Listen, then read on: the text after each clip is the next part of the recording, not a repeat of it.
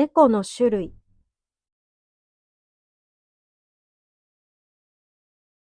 When referring to the sexes of animals, including cats, we use オス for males and メス for females in Japanese.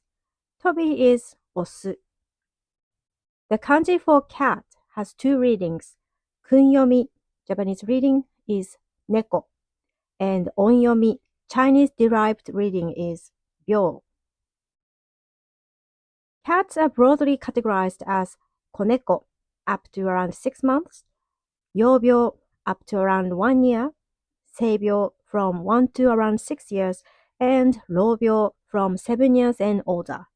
Toby is now 9 years young, so he is rōbyō.